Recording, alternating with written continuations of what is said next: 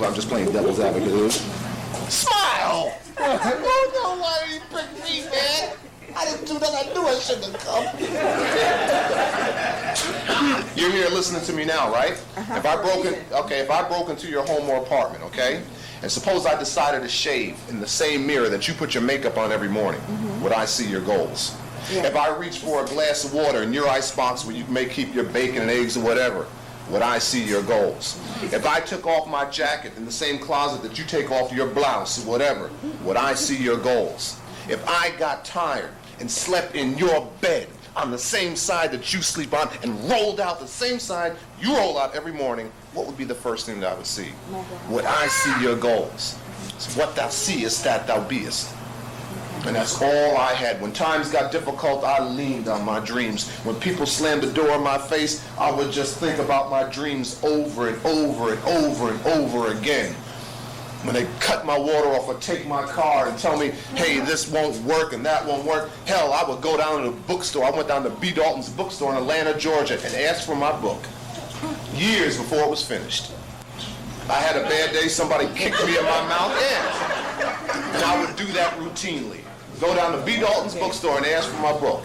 Go up to the desk, and I asked the manager, I said, do you have that book? It's about blacks and achievement, and she would say, who's the author? And I said, some guy named Kimbro, and she would go to Books and Print and look it up and couldn't find it there. Then she would go to the microfiche and couldn't find it there. Then she would look on her computer, and a couple times they even called Ingram in Nashville, Tennessee, the distributor. She said, now who's the author? I said, some guy named Kimbro. She said, are you sure about the title? I said, yeah, the book is #1. It's taking the country by storm. Everybody has it.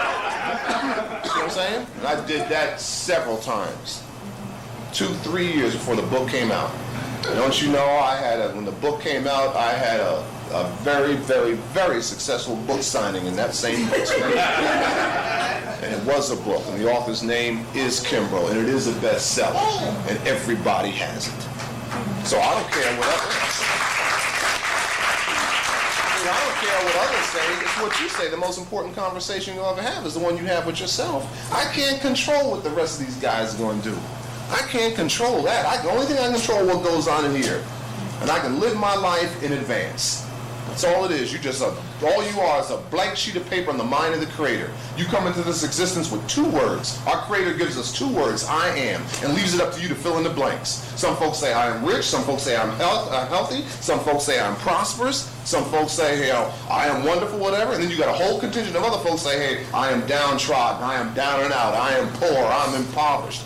You fill in the blanks. Our Creator doesn't know who's rich and who's poor. Our Creator doesn't know if John Johnson's worth $150 million and T. Boone Pickens and Ross Perot are billionaires and some poor black woman in Oakland is, trying to put an existence together. Our Creator doesn't know that. The only thing our Creator knows is the thoughts that you send out. And you can put anything that you want. See, that's what's meant in the Bible by Judgment Day. See, the Bible tells you Judgment Day. We've been taught Judgment Day. If we've been good, we go to some place called heaven. If we've been bad, the Creator pulls a trap door on us and we go to hell. That's not Judgment Day. Judgment Day is the day in which all your thoughts become things. If you want a different Judgment Day, then think different thoughts. Right now, this is my Judgment Day because I thought these different thoughts. That question about how you began writing. How I began? If a person wants to write, what you want to write? You want to write? Then write every day. Okay. You write every day. Okay. You write every day. Okay. You write every day. Okay. And you can ask Pat. She's sitting right next to you. There's times I sat at my computer, and I got 3 computers at home. And I would sit at that computer, and sometimes the ideas did not come. And when I'm writing, like I got a deadline now, I got a book coming out in November in which I got to edit some things on, and I'm just praying the ideas come. Because it's not a pretty sight being in the house with me with no ideas coming. Pat can tell you that. I mean, there was one time on this meditation book, or several times in the meditation book, the ideas just didn't seem to flow. And one time I got up out of the bed at 3:30 in the morning, and Pat heard all this rustling. And she said, man, what are you doing? And she cut the light on, and she says, you're on your knees praying for an idea, aren't you? I said, that's right. Write every day. Writing means rewriting. Okay. You want to be a writer? You're a writer. You surround yourself with the image of yourself. Why is my book a bestseller? Because I did one thing right? No. My book is a bestseller because I did 90 things right. Besides interviewing all these black achievers, I interviewed 6 best-selling authors, asking them, how do you write a bestseller? I interviewed Charles Garfield, who wrote Peak Performers. I interviewed Harvey Mackay. I interviewed George Gilder, who wrote Spirit of Enterprise. I interviewed Robert Shook. All best-selling authors. And I asked them, how do you write a bestseller? And they told me, and I put it all down on a piece of paper, and I just did it. You see, Booker T. Washington says success always leaves footprints. Booker T. Washington said success always leaves footprints. It's not rocket science-y.